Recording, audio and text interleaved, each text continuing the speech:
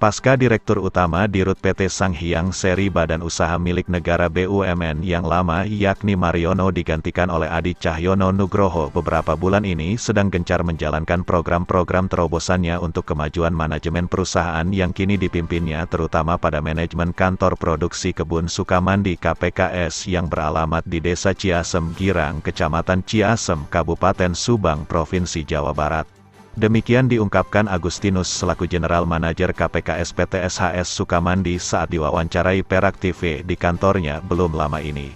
Lebih jauh Agustinus menjelaskan bahwa dalam menjalankan program terobosannya tersebut tentunya tidak luput dari metode peningkatan produksi padi karena kemajuan manajemen PT SHS Sukamandi bergantung pada produktivitas lahan pertanian yang dimilikinya atas sertifikat hak guna usaha seluas 3.000 hektar lebih dan sebagian besar lahannya itu dikerjasamakan dengan petani di wilayah setempat. Sehingga untuk tercapainya kemajuan manajemen PT SHS Sukamandi dan kesejahteraan petaninya ini pihaknya sudah dan sedang melakukan bimbingan teknologi BIMTEK dan sekolah lapangan secara bertahap dan langsung bersentuhan dengan petani bertujuan untuk meningkatkan kapasitas petani kerjasamanya yang berjumlah hampir 2.000 orang dan meningkatkan produktivitas lahan pertaniannya itu. Oleh karena itu, jika ada pemerintah eksekutif maupun legislatif baik tingkat daerah Kabupaten Subang ataupun pusat yang ingin membantu melalui program yang sedang dijalankannya itu pihaknya membuka pintu selebar-lebarnya. Program terobosan ini juga dilakukannya sebagai langkah nyata merespon berbagai keluhan petani kerjasamanya yang mengeluhkan bahwa dalam melakukan tanamnya tidak serempak yang mengakibatkan serangan hama terjadi secara masif dan berdampak pada hasil panen yang gagal 1 hektar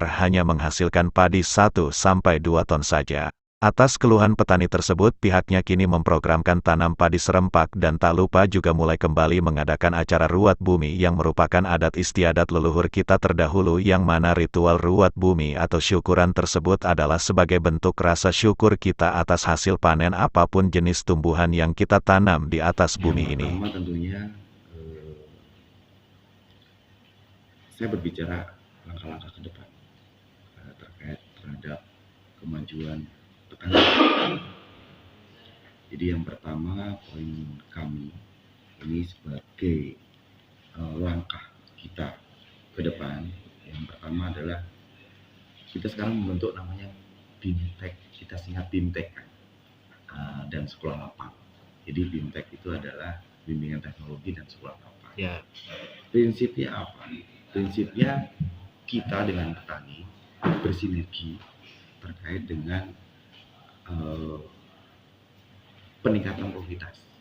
Dengan cara apa itu? Dengan cara bimbingan teknologi dan sekolah lapang tadi. Sasarannya adalah kita mensinergikan seluruh jajaran petugas lapangan, kemudian tim-tim ahli, kemudian lembaga-lembaga pemerintah yang terkait seperti Dinas Pertanian, nanti ada BPWTP ya, terkait dengan Badan Penanggulangan OPT, itu kita sinergikan semua. Yang pertama BIMTEK ini bertujuan adalah menserempakkan ya, dengan petani gotong royong bareng-bareng secara kebersamaan. Kita belajar bareng dari yang sudah terlalui, kemudian kita punya teknologi, kita punya sasaran informasi, itu menjadi satu. Itu sasaran utama. Kemudian sekolah lapang. Jadi mungkin sekarang juga petani masih banyak ketinggalan informasi barangkali, petani juga butuh sentuhan-sentuhan dari lini pengetahuan, dari lini pemerintah. Nah ini kita sinergikan semua kan. Kita membentuk bimbingan teknologi dan sekolah lapang. Pengawalan dari mulai turun lahan, olah tanah, bagaimana kedalaman tanah kita, bagaimana dengan pembajakan di lapangan, mempersiapkan tanah yang baik, itu menjadi salah satu sasaran juga. Intinya sinergitas tadi, itu poin terkait budidaya. Ketika budidaya kita serempak, baik, kemudian tertata, insya Allah produktivitas akan terjamin. Itu langkah awal kami, gitu kan. Nah, kemudian yang kedua, terkait dengan sosiologi, ya sosiologi petani. Dalam modul kita yang sudah kita lakukan dan sedang kita lakukan, jadi kita sudah sedang juga nih kan, sudah masuk ke kelompok tani, ke petani-petani, memberikan penyuluhan kepada kelompok dan petani di lapangan, di sawah. Kita selipkan ada nanti seperti belajar bersama pembuatan pupuk-pupuk hayati. Nah, pupuk hayati tersebut karena apa? Karena lahan kita ini sudah terlalu jenuh terhadap kimia. Ya, sebagai contoh sudah jenuh terhadap kimia. Nah, kita ajarkan nanti terhadap para petani bagaimana cara membuat pupuk hayati, pupuk organik. Kita bikin seperti kita selarasan dengan program dinas pertanian seperti pupuk, nah seperti itu, pembuatan rumah-rumah kompos itu kan kita jalankan nanti, mau di sawah, mau di rumah, secara berkelompok. Nah, itu salah satu upaya kami, artinya kami tetap terus memikirkan petani, karena saya yakin kan kesejahteraan petani itu pasti membawa dampak positif terhadap kesejahteraan perusahaan. Itu yang paling penting. Jadi poin 2 seperti itu. Nah, poin 3 barangkali nanti terkait dengan sentuhan pemerintah, kita berusaha membuat salah satu wadah. Jadi kita mengayomi kurang lebih 1.800 petani, 70-an kelompok, kita ayomi, kita buatkan wadah, sehingga apabila ada program-program pemerintah itu kita bisa melibatkan, baik mungkin secara bantuan teknologi yang menyangkut budidaya ya kan, seperti mungkin program traktor, mungkin nanti ada program mungkin alat tanam, mungkin ada program alat semprot baru. Nah, ini akan menjadi sinergitas terhadap itu semua. Itu poin ketiga kan. Ya, mudah-mudahan pada prinsipnya adalah kesejahteraan petani dan berdampak akan terhadap kesejahteraan perusahaan. Jadi seperti itu kan. Intinya adalah kami terus memikirkan, terus membuat inovasi, terus melakukan. Bukan hanya memikirkan dan membuat inovasi, tapi kita juga melakukannya. Kita sudah melakukan sosialisasi di awal, ya sebelum turun tebar tanam musim ini kan, masuk ke dalam petani, kelompok segala macam, sekaligus memberikan wawasan, wacana, berdiskusi, berdialog dan macam-macam. Poin terakhir mungkin kan terkait dengan ini secara teknis ya kan. Secara non teknis pun ya kita bergelut di dunia pertanian, padi maupun hidup segala macam. Tentunya kita juga tidak lepas daripada Sang Pencipta melalui semesta yang kita sudah lakukan. Seperti kita udah bertahun-tahun kan tidak melakukan yang namanya kalau orang adat kita itu ada buat bumi, iya, sedekah bumi, itu udah kita lakukan kan? Sudah ya sekarang. Sudah kita lakukan. Mulai lagi. Nah, kita udah berapa kurun tahun terakhir tidak melakukan itu. Alhamdulillah, secara lahir batiniahnya kita cukupi. Nah, ketika kita sudah mencukupi lahir batiniahnya, insya Allah kan petani akan sejahtera dengan produktivitas tertinggi. Karena cita-cita perusahaan juga cuma satu, meningkatkan produktivitas dan kualitas daripada hasil petani kita. Kalau sudah produktivitas dan kualitas tercapai, saya yakin insya Allah petani akan sejahtera. Kalau petani sejahtera, imbasnya pasti dampak positifnya perusahaan sejahtera. Jadi kita sudah melakukan hal-hal di lapangan seperti itu kan. Jadi sedang dan sudah kita juga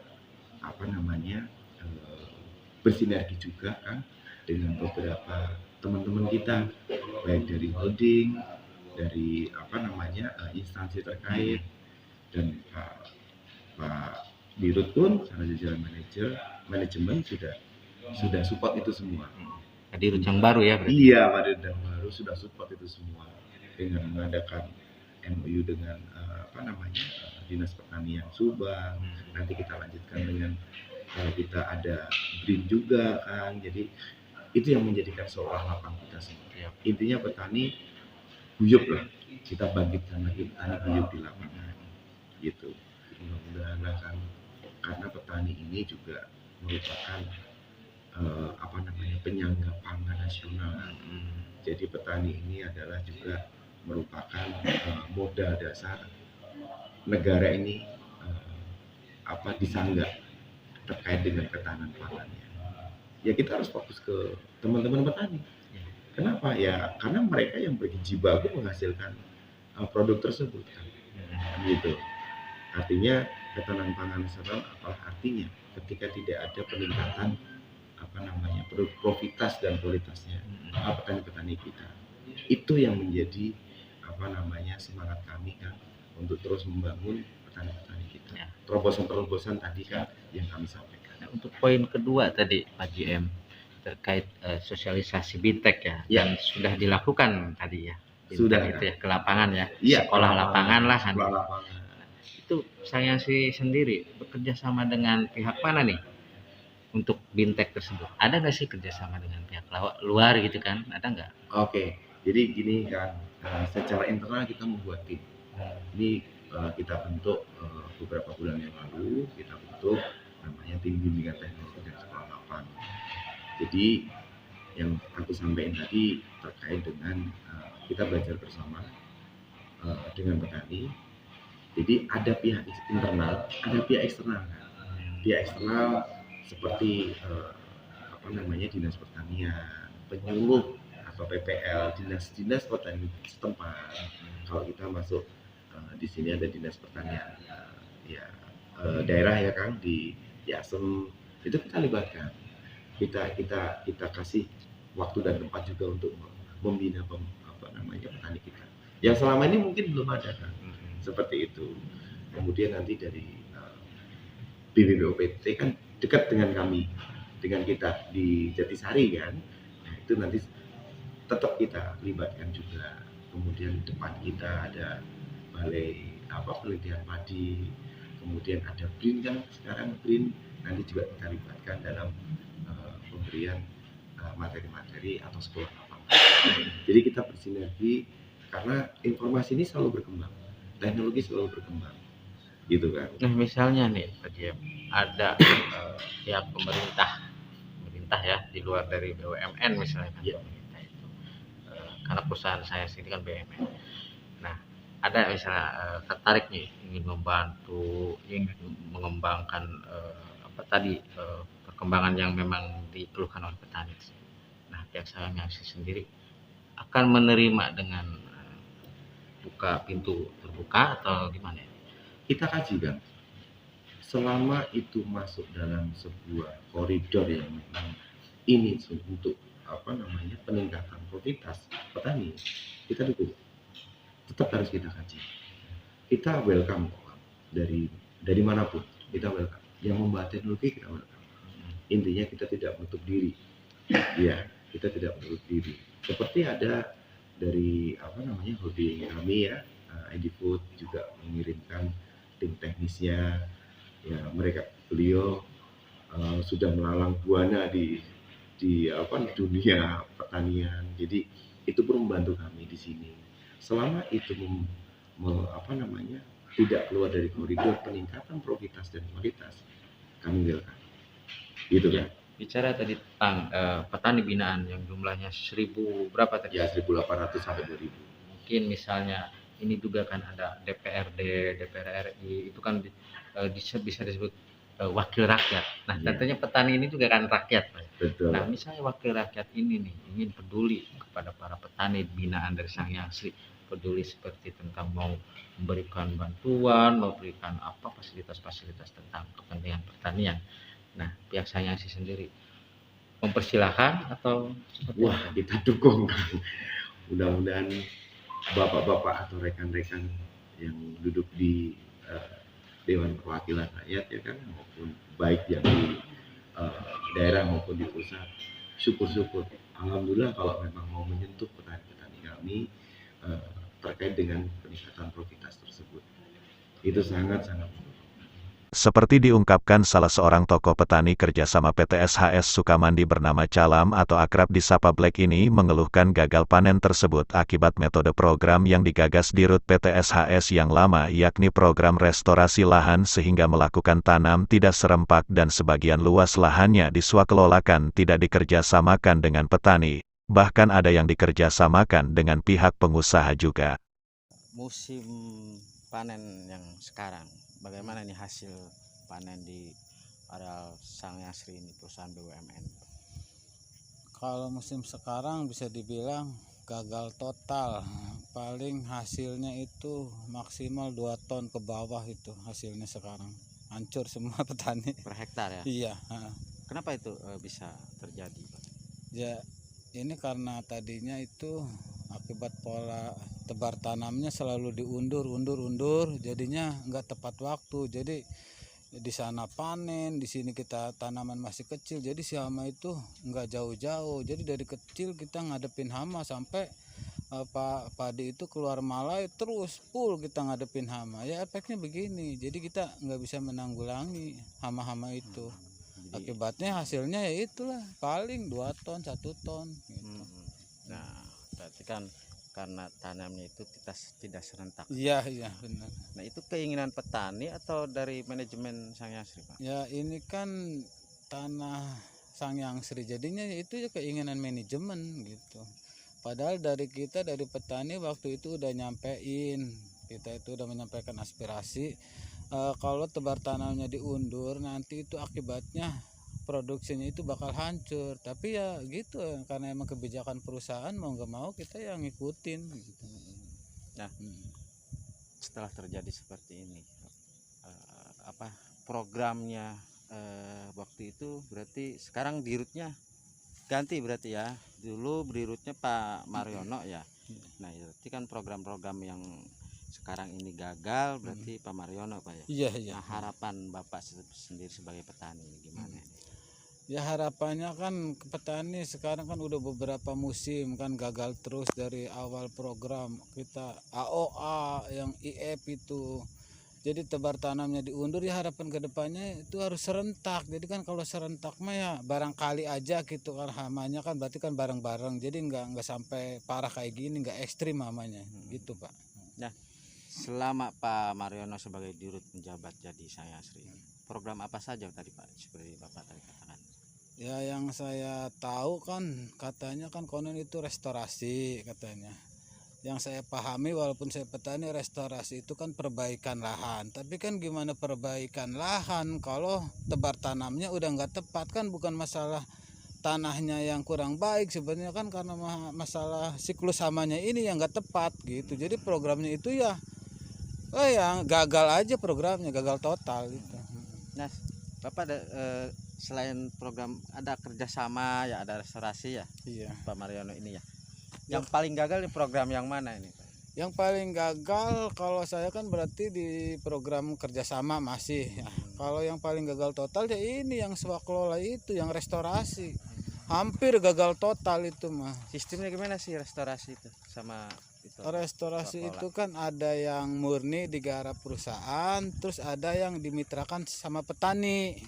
Pawong, tapi gagal semua. Jadi begitu, kalau nggak salah yang tetangga kita berarti yang L17 itu, umur padi menjelang pupuk kedua itu udah nyerah dilepas ke petani gitu, karena katanya mereka nggak ada dana gitu. Informasinya ada perusahaan juga Pak datang ke Sang Yasri untuk memodali tanam panen, Pak. Ada waktu itu juga di awal musim tebar tanam kemarin itu juga ke saya itu ada yang katanya itu dari perusahaan luar gitu mau kerjasama, cuma kebetulan waktu itu saya tolak khusus di L19 gitu. Nah, harapan Bapak nih kepada dirut yang baru? Ya harapan saya itu kan, jadi petani kan kalau begini kan petani rugi, perusahaan rugi karena produksinya yang selalu minus sama minus terusnya ke depannya. Ya harusnya ada perbaikan. Salah satu pengendalinya contohnya tebar tanamnya itu ya serentak, jadi hamanya itu nggak berpindah-pindah, ya barangkali aja bisa bagus gitu Pak. Kalau untuk sistemnya Pak, swaklola terus restorasi itu bagus gak menurut Bapak? Kalau itu ya kan itu kan program manajemennya. Cuman kalau untuk perbandingan kami aja yang petani Pak ya, yang nggak kenal waktu, pagi, sore, siang, malam itu ke sawah itu aja. Kalau siklus alamnya begini, kami tidak bisa menangani, apalagi mereka yang pakai jadwal ke sawahnya. Yang kalau itu kan yang swakelola itu kan pakai jadwal. Kalau saya kan nggak ada jadwal Pak ya, tiap hari nggak kenal waktu ya tetap aja nggak bisa Kontrol terus menangani. ke Iya sawah ya. kontrolnya iya kuat kontrol, apalagi swakelola pasti lebih fatal dari petani gitu. Karena kontrolnya kurang dari Iya, perusahaannya. gitu. Ya, lebih bagus mah kerjasamakan dengan petani. Iya, kerja sama Apalagi petani kontrol jangan terus banyak, ya. jangan banyak lah. Jadi kalau misalnya kita musim tanam turun, jangan dikasih yang ribet-ribet aturan segala macam. Kasih ketenangan petani, jadi supaya mengelola padinya itu jadi tenang gitu. Yang keduanya terus tadi itu harus serentak gitu Pak. Dari Subang, Jawa Barat, Hendra Galang, Perak TV melaporkan.